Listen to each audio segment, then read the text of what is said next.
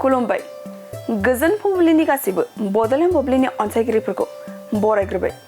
दिनै 18 डिसेम्बर समबारनि फानजामुथिखौ फरायथिनो लादों आं कमलि ब्रह्मआ। फानजामुथिनि गिबियाव दं मेष राशि। दिनै नोंथाङा गोबां खुसियाव थानो हागोन। दिनैनि साना जोबोरैनो मोजां जागोन। वृष राशि। गोबां खामानिफोराव जाफुंनाय फैगोन। बेफार फालांगि खालामोब्ला गोबां मुलाम्फा जानो हागौ। मिथुन राशि। मानिबा जाउनाव माखौबा लानानै बिसि फिसायनि गेजेराव नांज्लायनाय सोमजिनो हागौ। सांग्राङै सोलिनाया मोजां जागोन। कर्कट राशि।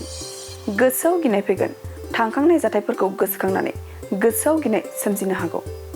सिंह राशि। दिनै नोंथांनि साना जोबोरैनो मोजां जागोन।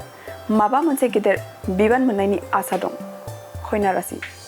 गोसोखौ दिनै नोंथाङा मोजां मोनगोन। नोंथांनि दाहार लानायफोरा दिनै जोबनो हागौ। तुला राशि। सांग्रां जानाया मोजां। फिसा गोरोन्थिनि थाखाय नोंथाङा दिनै निमाहा बिब्लाबो निमाहा मोननाय नङा। वृश्चिक राशि। नोंथाङा माबाफोर गाज्रि खामानि मावफ्लांनो हागौ।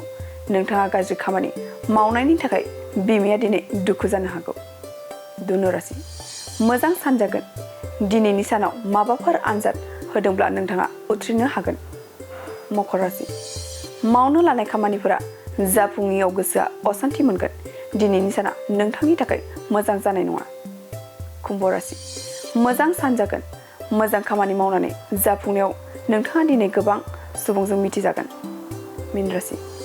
नोंथांनि मावनो लानाय खामानिफोराव गोबां हेंथा फैगोन। नोंथांखौ नोंथांनि न'खरनि सुबुङानो हेंथा होनो हागौ। दिनै सानसेनि राशि फरायथिनायाबो एसेनोसै। आसा खालामो नोंथांनि दिनैनि साना मोजाङै मोजां थांगोन। बेखौ बड'लेण्ड बुब्लि नखरनिफ्राय मिजिंथिबाय। दानिया फैदो नोंथांनि फानजामुथिखौ बड'लेण्ड बुब्लिनि हेफाजाबजों मिथिना लानि। गोजोन्थों।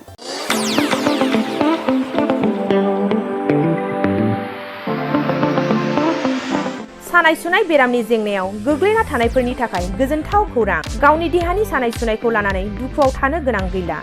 जुदि नोंथाङा सानाय सुनाय दंब्ला जिंगासिनांगौनि गोनांथि गैया। नंगौ, चिरां जिल्लानि बेंटल गेट चापागुरियाव थानाय एसआइ निउर' थेरापि सेन्टाराव नोंथाङा गोरलैयैनो देहानि सानाय सुनायखौ फाहामथाय लानो हागोन। बे सेन्टाराव सिं सानाय, आफादावरि सानाय, मोदोम जरा सानाय, आइजोफोरनि जेंना, खर' सानाय बायदि बायदि रोखोमनि बेरामखौ फाहामथाय होनाय जायो। बे एसआइ निउर' थेरापि सेन्टाराव बेरामिया थानानै फाहामथाय लानो हानायनिबो सुबिदा दङ। नोंथाङा एसआइ निउर' थेरापि सेन्टाराव फाहामथाय लानो गोसो दंब्ला नैबे जानबुं नम्बर 7620160459 नङाब्ला 9476977956 आव थोंजों सुलाद लानो हागोन।